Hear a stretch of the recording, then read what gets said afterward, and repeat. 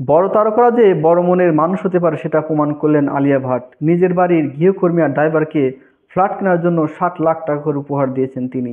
Flat কেনার 60 লাখ টাকা উপহার পেয়ে তারা বেজায় খুশি এবং সাথে বিস্মিত হয়েছেন।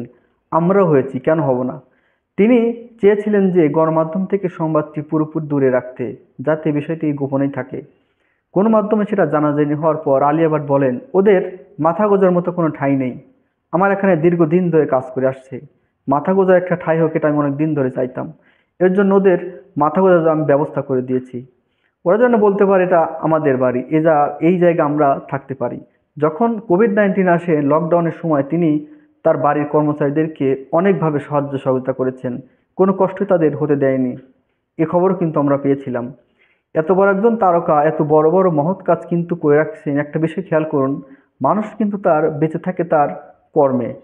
কোনো একটা সময় দেখবেন যাদেরকে ফ্ল্যাট উপহার দিয়েছে বা আলিয়া ভাট, এরা থাকবে না, আমরাও থাকবো না। কিন্তু তার পরবর্তী যে প্রজন্ম আসবে তারা কি জানবে আলিয়া ভাটের কথা? যেখানে তারা বসবাস করছে সেই জায়গাটা তারা কিভাবে পেয়েছেন সেটা কিন্তু তারা অবশ্যই জানবে। কারণ কর্মের মাধ্যমে মানুষ বেঁচে থাকে। আলিয়া ভাট এখানে অসাধারণ কিছু কাজ করে যাচ্ছেন এবং আরও সামনে কিছু করবেন এমন কিছু আমরা শুনতে পারছি। হোক বা না হোক সেটা আর অনেক বড় বিষয় নয়, কারণ আমরা এই বিষয়গুলো জানতেই পারি না। এত বড় তারকা এত কিছু করার পরে কিন্তু তাকে হাইলাইট করা যেতে পারে। তিনি হাইলাইট হতে পারেন এবং অনেকের মাঝে গিয়ে অনেক ভালো ভালো ভাষণও দিতে পারেন। তিনি কি কখনো করেছেন? না, করেননি।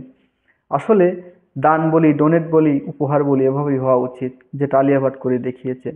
এখন বিশ্বের সকল কাজের লোকদের উদ্দেশ্যে আমি বলতে চাই যে তারা যার যার বাড়িতে কাজ করে তারা আপনাদের ফ্যামিলির একজন। দেখবেন আপনাদের বাড়িতে দীর্ঘদিন কাজ করতে করতে আপনাদের সঙ্গে কখন ভালোভাবে তারা ম্যাচিং করে গেছে, তাদের সুখ দুঃখগুলো আপনারা ভাগাভাগি করে নিয়েছেন, আপনি বুঝতেই পারবেন না। অর্থাৎ সেও কিন্তু আপনার ফ্যামিলির একজন হয়ে গেছে, হঠাৎ করে নয়, সেটা দীর্ঘদিন থাকার পর একটা বন্ধনে পরিণত হয়। যাই হোক, আলিয়া ভাটের অ্যাপ্রিসিয়েট করার মতো একটা কাজ তিনি করেছেন এবং ভবিষ্যতে তিনি আরও এরকম কাজ করুক, আমরা সেটা চাই এবং তার কাজগুলো হাজার বছর বেঁচে থাক, এটাই কামনা করি। ধন্যবাদ সবাইকে।